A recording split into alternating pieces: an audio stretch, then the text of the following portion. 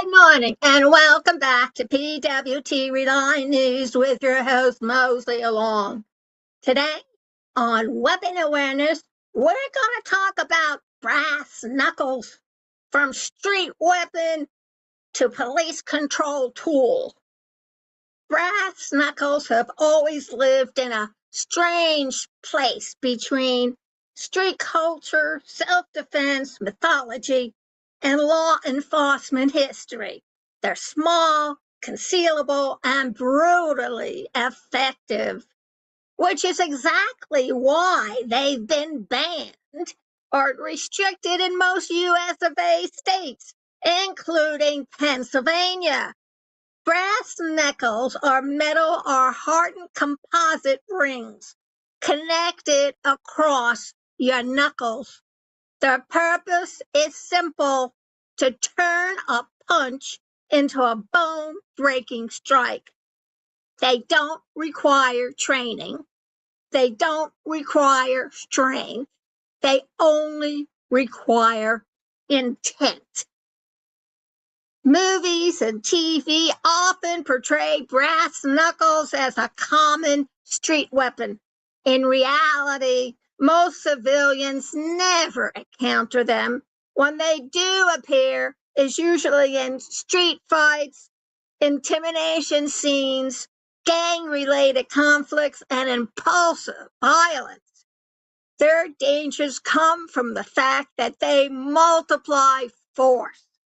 A punch that bruises can become a punch that fractures a jaw.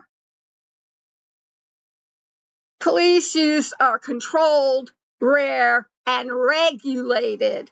Law enforcement historically used reinforced gloves or sap gloves, not brass knuckles, because brass knuckles are considered offensive weapons, not defensive tools. However, in the early 20th century, some departments quietly allowed officers to carry metal knuckle guards during riot control. These were phased out as policing standards modernized. Today, brass knuckles are not standard police issue equipment. Departments prefer batons, tactical gloves, non-lethal tools, de-escalation protocols. And why they're still relevant? Brass knuckles remain part of the weapons conversation because they're easy to buy online. They're marketed as self-defense tools. They're illegal, fruit flies. They're illegal in many states, and they're still used in assault.